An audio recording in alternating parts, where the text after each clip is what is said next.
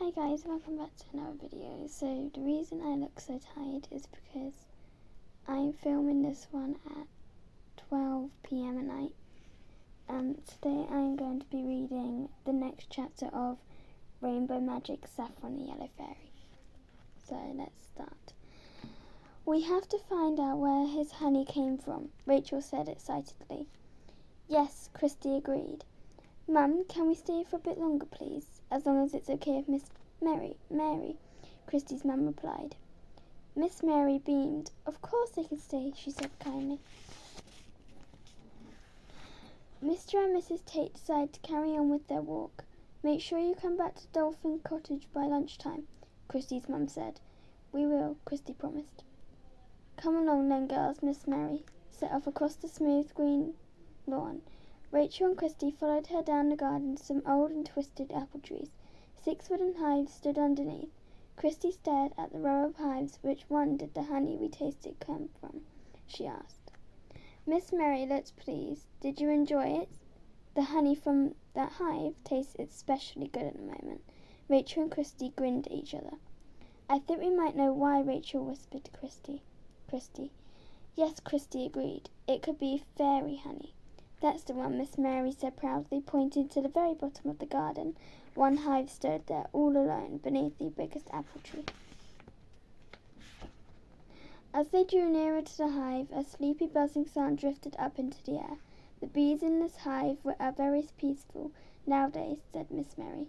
I've never known them to be so happy. Can we get a bit closer? Rachel asked eagerly. She couldn't wait to find out if the hive held a magical secret. Miss Mary looked thoughtful. I think it's safe with the bees so quiet, she decided, but you had better wear a hood like mine, just in case she went into a nearby shed and brought you out 2 beekeepers' hoods.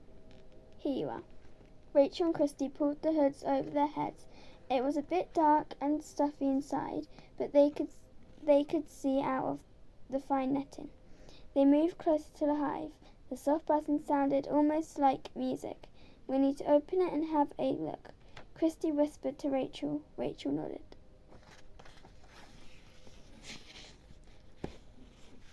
But they couldn't start searching for the yellow fairy with Miss Mary there. Ruby had warned them no grown-up should see the fairies. Suddenly Christy had an idea. Miss Mary, could I have a drink of water, please? She asked. Of course you can, dear, Miss Mary said. She went off towards the cottage. The girls waited till Miss Mary disappeared inside. Quick, Christy spun around. Let's open hive. Rachel grasped one end of the lid. Christy took hold of the other end. They pulled hard and it slowly came loose with a squeaky sound. Strings of golden honey stretched down from the lid. Watch out, it's very sticky, Rachel said. The girls bent down and laid the heavy wooden top carefully on the ground. Christy wiped her fingers on the grass. Look, Rachel whispered as she stood up. Christy turned to see and gasped. A shower of sparkling gold dust shot out of the hive. It hung in a soft cloud, shimmering and dancing in the sunlight fairy dust. Rachel leaned over and peered down into the hive. A tiny girl was sitting cross-legged on a piece of honeycomb in the middle of a golden sea honey. A bee lay with its head in her lap while she combed its silky hair. Several other bees were awaiting their turn, buzzing gently. Oh, Christy, Rachel whispered, we found another rainbow fairy. That is the end of chapter 2. I will be reading the next one will actually be coming out on Saturday because it is 12 p.m. right now that I'm filming this, but it's not coming out till the morning. So yeah, that's it. I will see you guys in the next video.